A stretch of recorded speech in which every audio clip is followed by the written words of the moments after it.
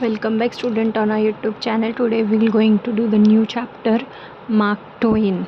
Okay, let's begin with the chapter.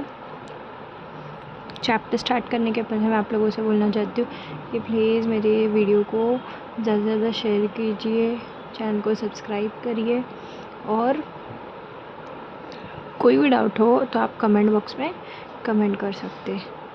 Okay, let's begin. Mark Twain was the pen name of Samuel Langhorne Selman, a popular American writer. ठीक है, तो ये mark Twain जो है ये pen name था. यानी पेन नेम मतलब क्या होता है? पेन नेम मतलब जिससे उनकी पहचान हुई है. मतलब जब उन्होंने लिखना स्टार्ट किया तो उन्होंने इसी नाम से लिखना चालू किया था, वो था मार्क ट्वेन.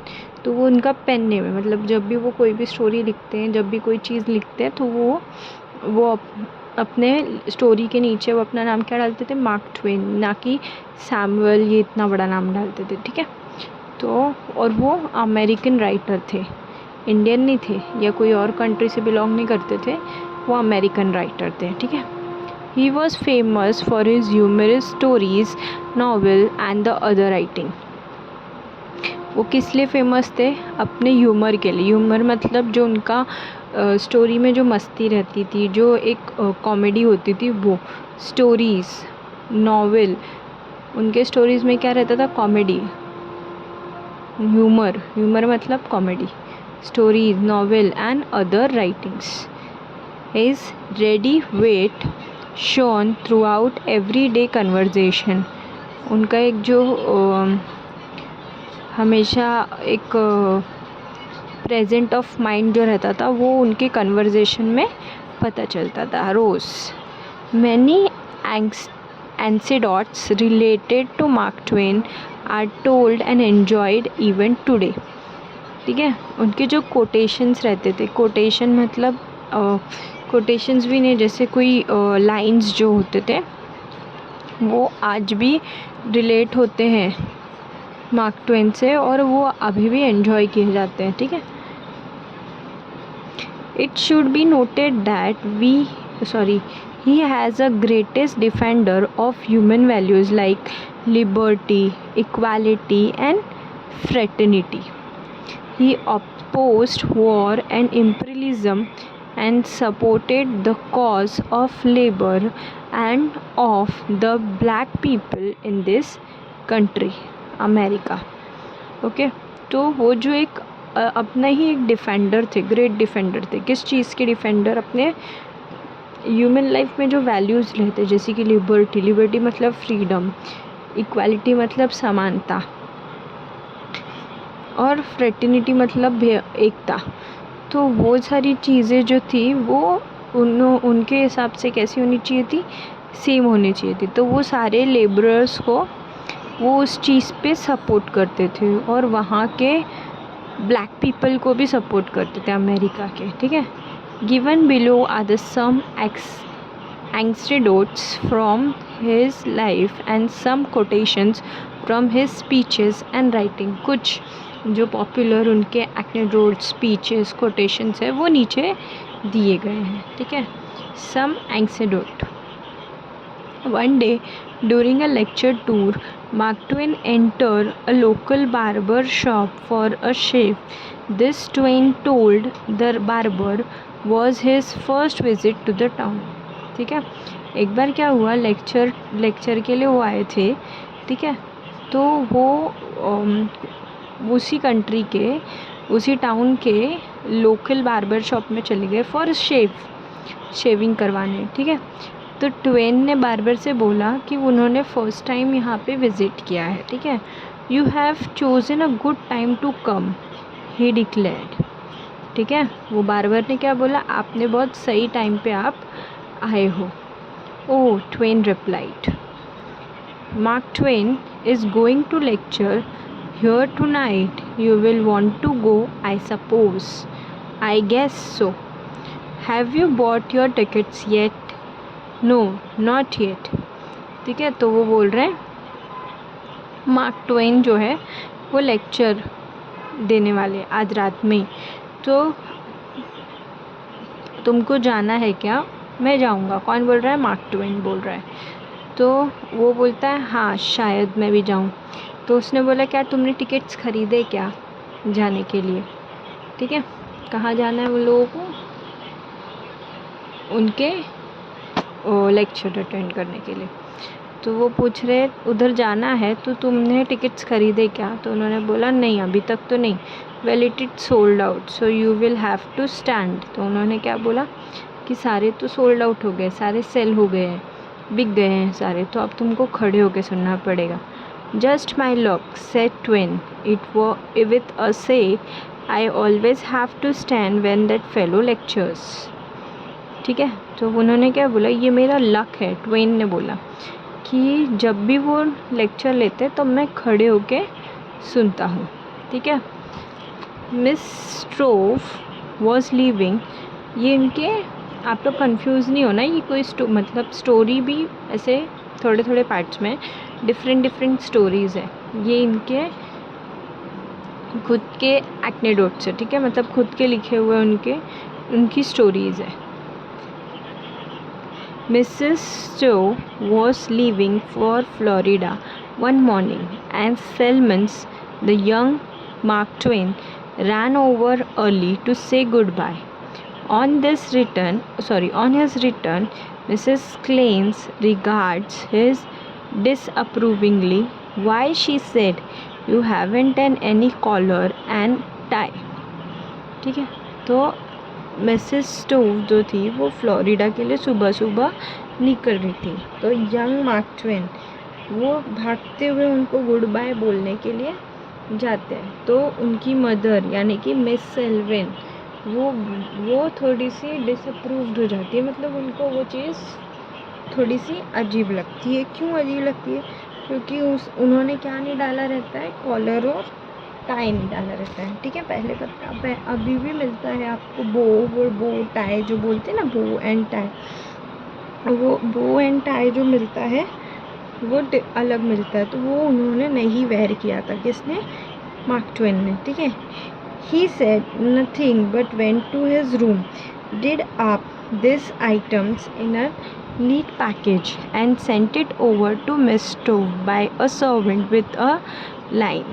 ठीक है, उन्होंने कुछ पैकिंग्स मतलब कुछ पैक किया था, कुछ चीज़ें पैक की थी और उन्होंने क्या बोला कि ये किसको भेजना है? मिस स्टोव को। तो सर्वेंट से भिजवाना है। ठीक है, here with receive a call from a rest of me. ठीक है, वो क्या बोलते हैं, वो एक कॉल रिसीव करते हैं। ठीक है,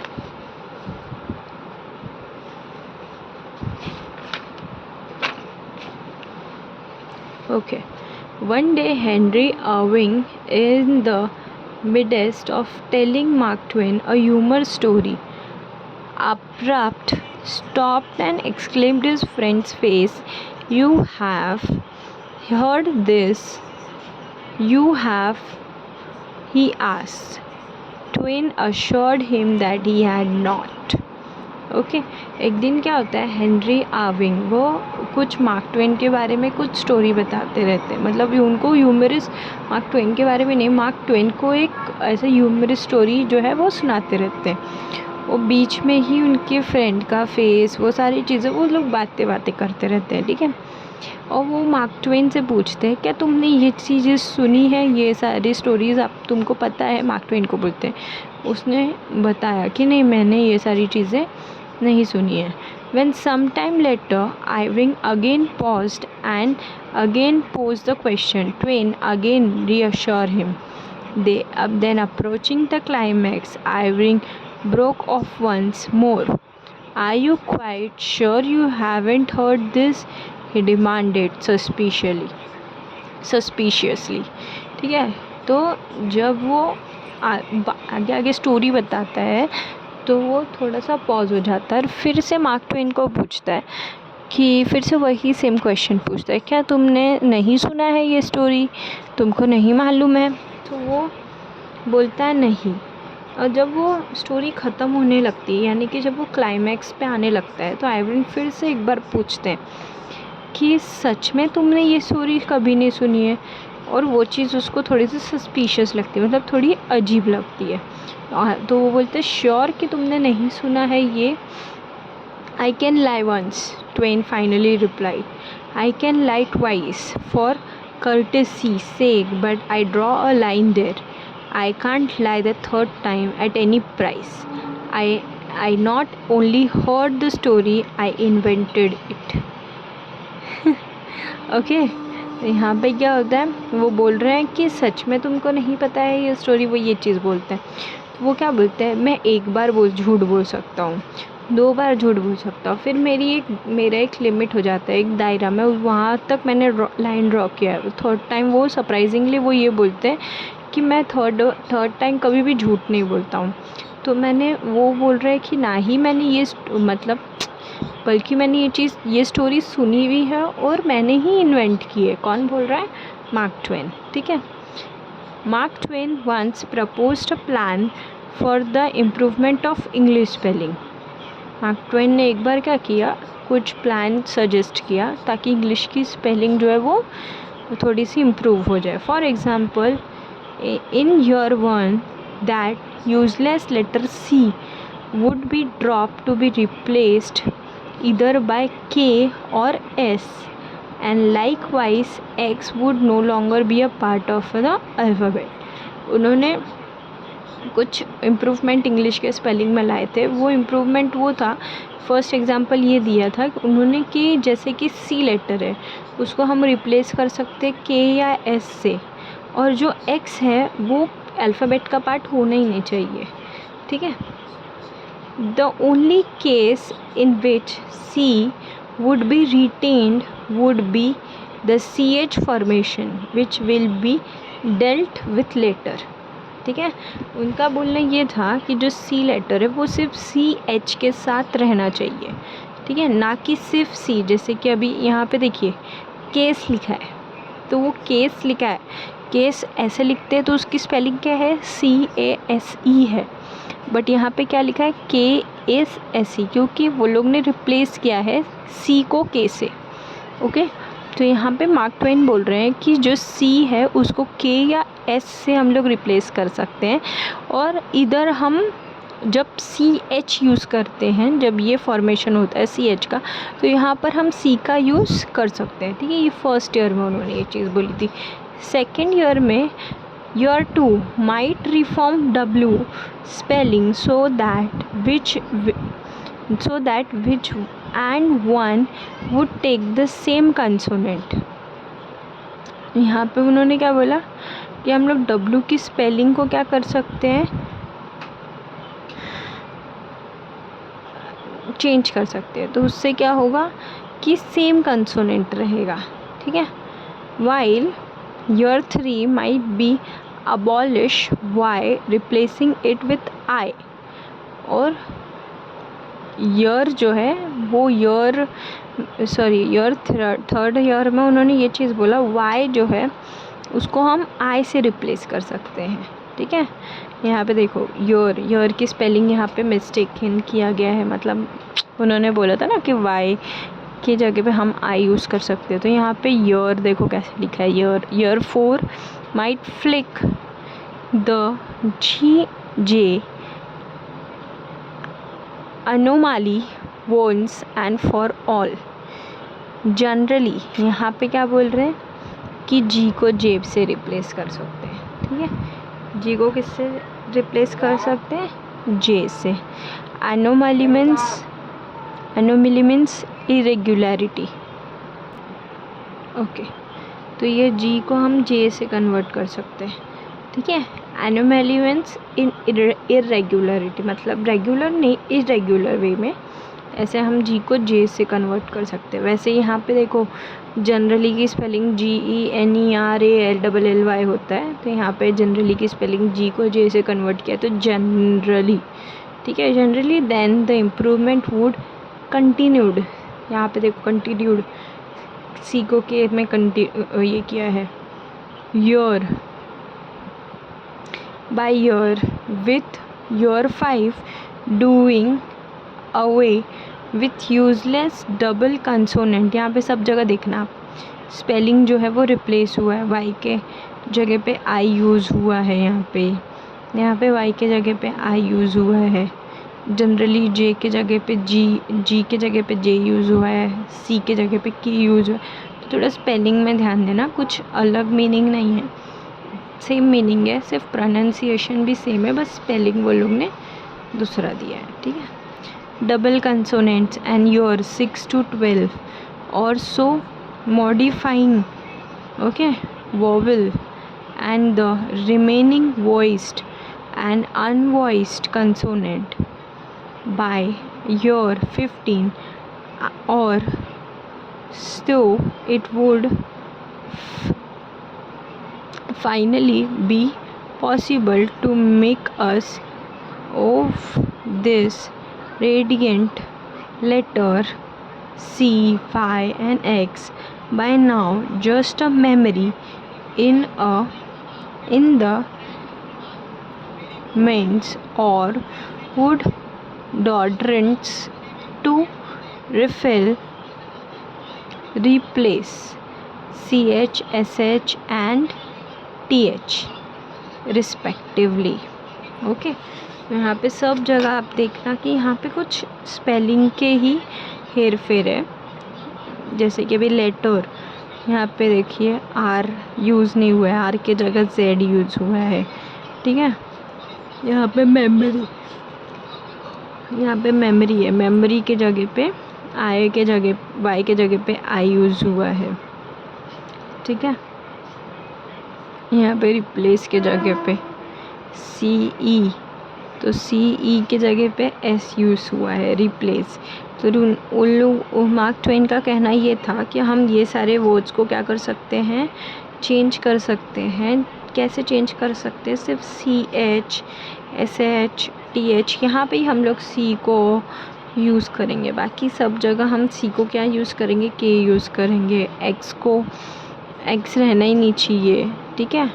और डब्लू को चेंज करेंगे, वाई को रिप्लेस करेंगे आई से, जी को रिप्लेस करेंगे जे से। तो ये सारे चेंजेस वो इंग्लिश के फॉर्मेट में लाना चाहते थे। Finally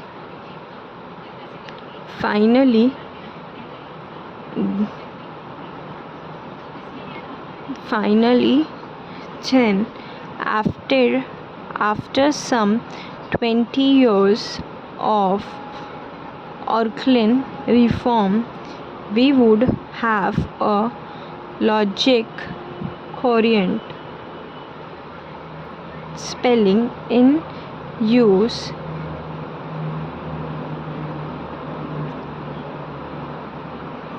extant English speaking word। Okay, ये थोड़ा सा मतलब थोड़ा सा आपको डिफ़िकल्ट पड़ सकता है, बट ठीक है। हमको जो इंग्लिश है वो हमको जो पता है वो आप यूज़ कीजिए, ठीक है। तो ये एक सीधी सी फॉर्मेट है कि आपको ये जानना ज़रूरी था कि मार्क ट्वेन जो है वो इंग्लिश के लैंग्वेज में थोड़े बहुत चेंजेस लाना चाहते थे, बट वो हुआ नहीं। हाँ, ये चीज़ ध्यान में रखना।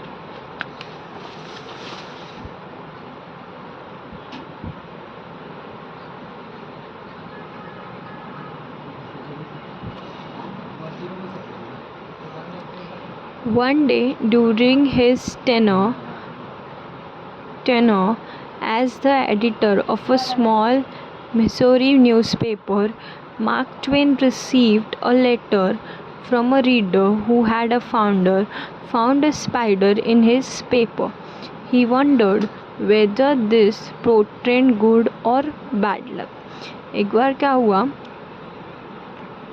एडिटर जो थे मसूरी के न्यूज़पेपर में, उनको न्यूज़पेपर, ठीक है, मार्क ट्वेन को उन लेटर्स रीड करने के टाइम पे उनको क्या मिला, उस पेपर में स्पाइडर मिला।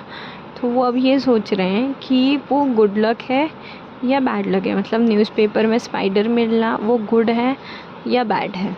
Okay, finding a spider in your paper, Twain replied, is either good luck nor bad luck. ठीक है, तो वो बोलते हैं न्यूज़पेपर में स्पाइडर मिलना ये ना ही गुड लक है ना ही बैड है.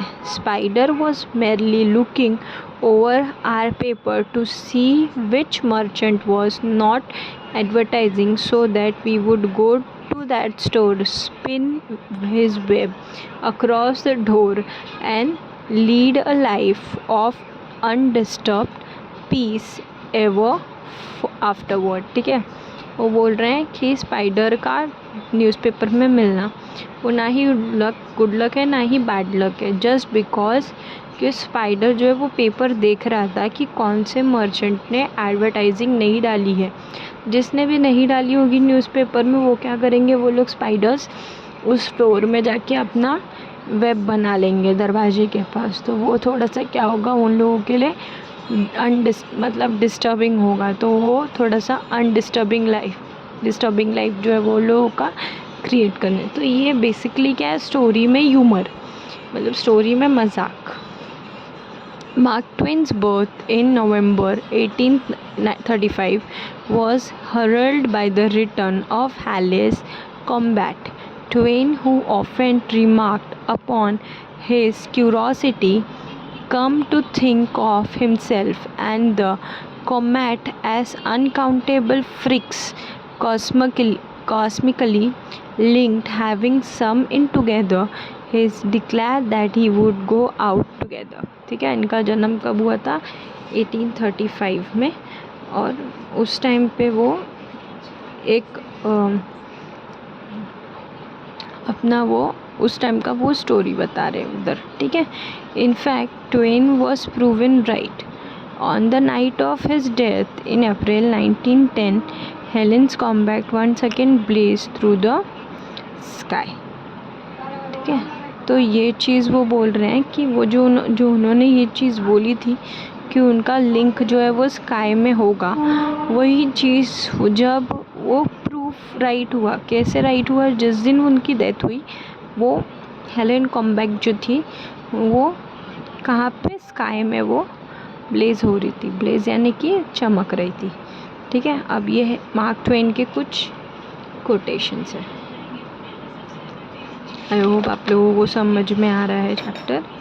ठीक है, अभी सिर्फ कोटेशंस है, लाइन है जो मार्क ट्वेन ने दिए हुए हैं. ठीक है, April Fools day, this is a day upon which we were reminded of what we are on the other 364. Okay, a man cannot be comfortable without his own approval. यहाँ पे क्या बोल रहे हैं कि इंसान जो है वो खुद कंफर्टेबल नहीं हो सकता जब तक उसका खुद का अप्रूवल ना हो. A person with a new idea is a crank until a idea succeeds. Age is a number, issues of mind over matter. If you don't mind, it doesn't matter. हमारे सब दिमाग का खेल है.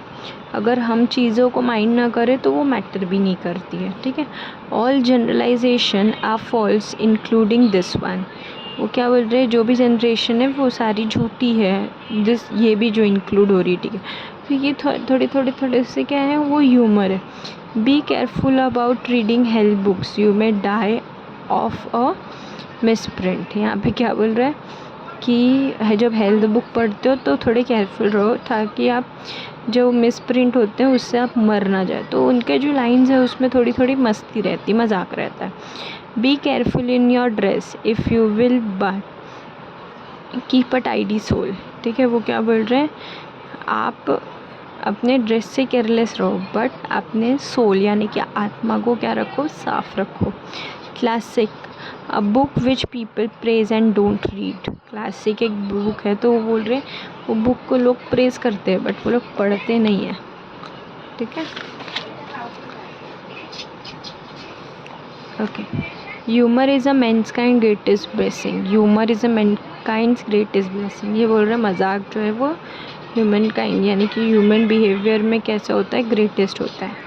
I am an old man and have no a great man troubles, but most of them never happen. I must have a prodigious quantity of mind. It takes me as much as a week sometimes to make it up.